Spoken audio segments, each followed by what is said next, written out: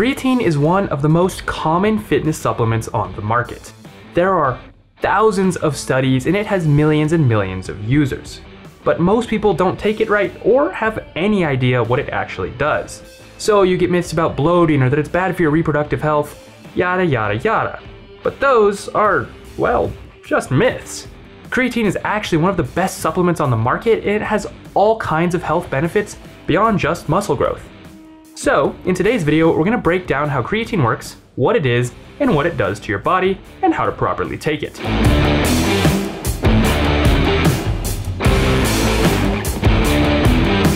So what is creatine and how does it work?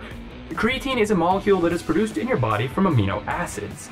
It is primarily made in the liver and, to a lesser extent, in the kidneys and pancreas. Creatine stores high-energy phosphate groups in the form of phosphocreatines, and these phosphate groups help regenerate ATP. Now, ATP is super important, so we'll circle back to that later. Creatine is also commonly found in seafood and red meat, and if you've been a loyal subscriber for a while, you're probably starting to understand just how good for you those two foods are. Anyway, that's off topic. And if you're watching this video, you probably just care about taking, and if you should take, creatine monohydrate, the most common supplement form of creatine. This form of creatine is rarely derived from animal sources and is most often created synthetically by fusing an amide compound, cyanamide, no, not cyanide, and sodium salt sarcosine inside a very hot reactor, and voila, creatine crystals are formed. And while both are toxic on their own, together they're perfectly harmless and in fact even beneficial, despite the suspect nature of their creation. So, should you take creatine? Well, yeah, you totally should.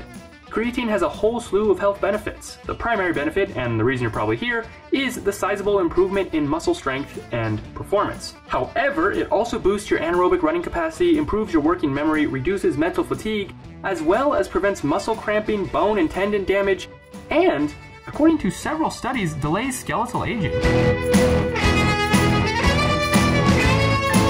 To see the best benefits from creatine, the goal is to achieve proper creatine saturation. This refers to the point where your body is at peak creatine muscle stores, and you can go about this in two ways.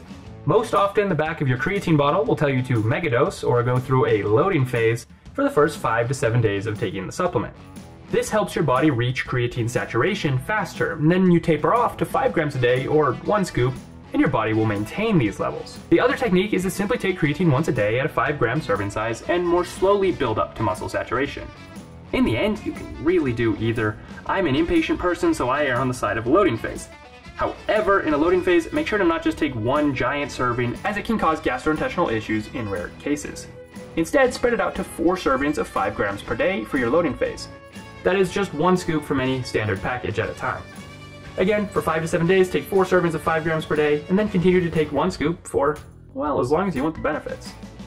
That's basically it for how to take creatine. It's a straightforward process, but the way it works is not. So let's break that down for you. When your body oxidizes food, it produces ATP. Remember them? ATP is the form of energy that, well, does everything for you. However, your body has a finite amount of ATP. Muscles tend to use their limited supply of ATP in just 8 to 10 seconds. This is why, for instance, you can only sprint at top speed for such a short time.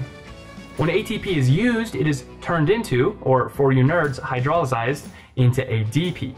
Eventually, a phosphate molecule will bond with the ADP and ATP will be formed again, sort of like a rechargeable battery. However, this process is not quick.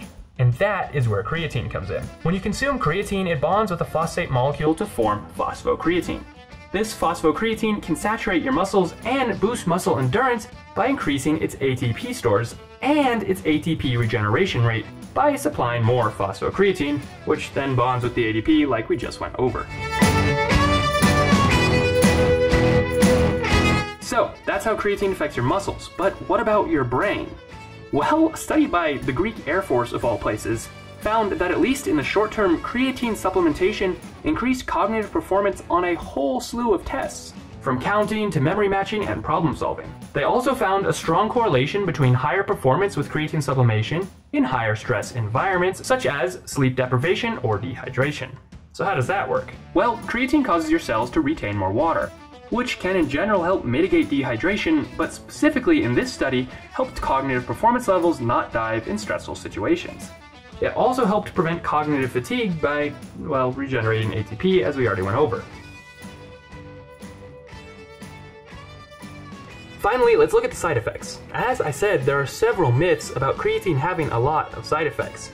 But they are just myths. These supposed side effects include kidney and liver damage, bloating, and dehydration. However, these almost exclusively come from one-off cases with other variables or very old and outdated case studies. In recent attempts to replicate these results, researchers have been unsuccessful. The only real side effect that holds water is the water your cells end up holding. This can lead to a look of bloating if you've been dehydrated prior to taking creatine, but is not harmful and really just makes your muscles look bigger. In fact, the extra water can help your body mitigate the effects of dehydration like we went over earlier. Hopefully this helped you. If you have any questions, let me know in the comments down below. I do my best to answer all of your questions as long as they're relevant and worth answering. Anyway, that's all I've got for you guys today. Make sure to subscribe for more videos on health, fitness, and wellness, and follow me on Instagram where I post some really sick photos, and don't hesitate to share my opinions on, oh well, anything. Thanks for watching. My name is Silas Willoughby, and I'll see you guys in the next one.